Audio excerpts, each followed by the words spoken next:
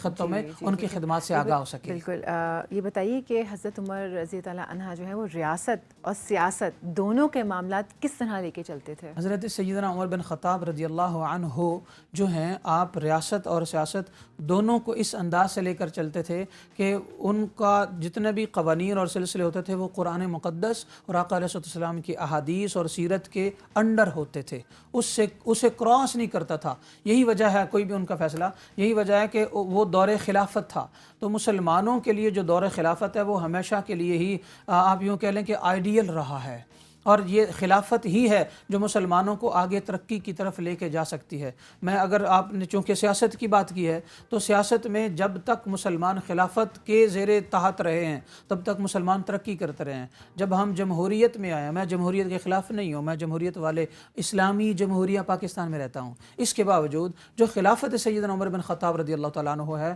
اس کا عالم یہ ہے کہ جب تک مسلمان اب بھی اسے کاپی نہیں کریں گے تب تک ناکام رہیں گے۔ اور یہی وجہ ہے کہ حضرت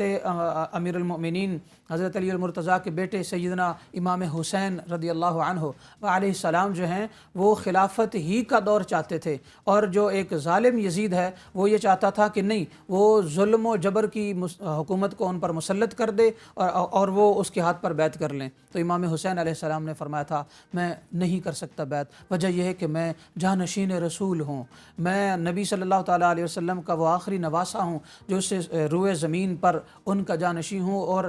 حسین کا ہاتھ جس کے ہاتھوں میں جائے گا اسے پوری انسانیت قیامت تک کے لیے اسے عزت کی نگاہ سے دیکھتی رہے گی، اور یزید کا کردار اور اس کا اخلاق اور اس کی سوچ اور اس کے شب و روز اس قابل ہی نہیں ہے کہ حسین اسے تسلیم کرے، لہٰذا میں اپنی جان تو دے سکتا ہوں مگر اس کے باوجود میں یزید کی بیعت نہیں کر سکتا۔ یہی وجہ ہے کہ مارکہ کربلا جو ہے وہ رونما ہوا، اور حضرت امام حسین علیہ السلام کی عظمت اور فضیلت کا عالم یہ ہے کہ قرآن مقدس کی کئی آیات ان کی شان میں نازل ہوئیں، جیسا کہ اللہ تعالیٰ نے سورۃ الدہر میں ارشاد فرمایا یوفون بالنذر ویخافون یوما کان شرہ مستطیرا ویطعمون الطعام علی حبہ مسکینا ویتیما واسیرا۔ اسی طرح آیت مباہلہ ان کے حق میں نازل ہوئی کہ آپ اپنے بیٹے لے آؤ، ہم اپنے بیٹے لے کے آ جاتے ہیں، حتیٰ کہ عیسائی آقا علیہ السلام اور حسنین کریمین کے سامنے بالکل ناکام ہو گئے۔ اسی طرح آیت تطہیر ہے انما یرید اللہ لیذہب عنکم الرجس اہل البیت ویطہرکم تطہیرا، کہ اللہ تعالیٰ نے اے نبی کے گھر والو، اہل البیت کا لفظ بھی یہاں سے نکلا، اے نبی کے گھر والو اللہ تعالیٰ نے یہ فیصلہ کر لیا ہے کہ تمہیں ایسا پاک کر دے گا جیسا پاک کرنے کا حق ہے۔ یہی وجہ ہے کہ جب یہ آیت مبارکہ اتری تو آقا علیہ السلام نے اپنے دائیں طرف ران میں چادر پھیلائی، اپنی کملی جسے ہم کہتے ہیں، پھیلا کر دائیں طرف حضرت امام حسن کو بٹھایا، بائیں طرف حضرت امام حسین کو بٹھایا، پھر سیدہ فاطمہ الزہرا آ گئیں اور انہیں لیفٹ سائڈ پر بٹھایا، اور پھر حضرت علی المرتضیٰ آ گئے، انہیں رائٹ سائڈ پر بٹھا کر ساری چادر میں انہیں لپیٹ کر آسمان کی طرف دیکھا اور دعا کی اللہم ہؤلاء اہل بیتی، یا رب العالمین یہ میرے اہل بیت ہیں تو ان کو اپنے خاص فضل میں شامل حال فرما۔ تو جب یہ آپ نے عرض کیا اس وقت آیت تطہیر اتری۔ یہی وجہ ہے کہ یہ آیت تطہیر کے اترنے کا جو سبب ہے وہ 5 تن ہیں، 5 اجسام، تو ان 5 تن کی جو یہ ٹرم نکلی ہے یہ کسی بھی طرح کی اختلافی معاملہ نہیں بلکہ عین قرآن کی آیت سے یہ پتہ چلتا ہے۔ حضرت امام حسین علیہ السلام کی جب ولادت ہوئی 4 شعبان میں، تو حضرت امام حسین علیہ السلام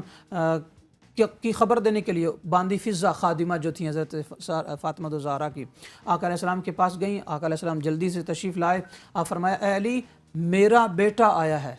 ابنی کے الفاظ ہیں حدیث میں، حدیث کی 15 کتابوں میں، اے علی میرا بیٹا آیا ہے تمہیں مبارک ہو۔ بظاہر تو بیٹا حضرت علی کا تھا، تو فرمایا اس کا نام کیا رکھو گے؟ تو آپ نے عرض کیا یا رسول اللہ میں اس کا نام جنگجو ہوں، بہادر ہوں، میں اس کا نام حرب رکھنا چاہتا ہوں، یعنی جنگ، حرب مانا جنگجو، بہادر، دلیر، شکست نہ کھانے والا اور پختہ جان والا، تو لوہے کے جسم والا۔ آقا علیہ السلام شاہ فرمایا نہیں، یہ دیکھ ایک فرشتہ آیا ہے، اور اللہ تعالیٰ نے جب سے کائنات بنی ہے 3 نام چھپا کے رکھے تھے، ان میں یہ دوسرا نام یہ فرشتہ لے کے آیا ہے، پہلا نام حسن تھا اب حسین ہے، اور حسین کا نام اللہ نے جنت سے بھیجا ہے۔ اسی طرح ایک اور حدیث میں ہے، ان کی یہ فضیلت کا عالم ہے کہ کائنات میں تب تک حضرت امام حسین جب تک نہیں آئے تب تک کسی کا نام حسین نہیں تھا، حسین نام رکھا ہی اس کے بعد گیا ہے، حتیٰ کہ آقا صلی اللہ تعالیٰ علیہ وسلم نے یہ فرمایا ان الحسن والحسین سیدا شباب اہل الجنہ، بے شک حسن اور حسین وہ ہستیاں ہیں کہ جو جنتی نوجوانوں کے سردار ہیں۔ اور یہاں تک میں ایک جملہ کہا کرتا ہوں اور یہاں بھی ضرور کہنا چاہوں گا کہ آپ نا ساری کائنات میں، دنیا میں اور آخرت میں آپ نظر دوڑائیں، مسلمانوں کی جائے پناہ کون ہے؟ اللہ نے کسے بنایا ہے؟ دنیا میں ہم نماز، حج، زکوٰۃ، روزہ، صدقات، فطرانہ، تبلیغ سب کچھ اس لیے کرتے ہیں کہ ہم بخشے جائیں۔ جانا کہاں ہے؟ حسین کی بادشاہت کے نیچے، کیونکہ جنتی نوجوانوں کے سردار اللہ نے حسن و حسین کو بنایا ہے۔ تو آپ کہہ سکتے ہیں کہ دونوں جہانوں میں اللہ اور اس کے رسول نے ہمیں ایک گھرانہ دیا ہے جو ہماری جائے پناہ ہے، اس کے بغیر ہمارا کوئی گزارا ہی نہیں، اور وہ گھرانہ حسین کا ہے۔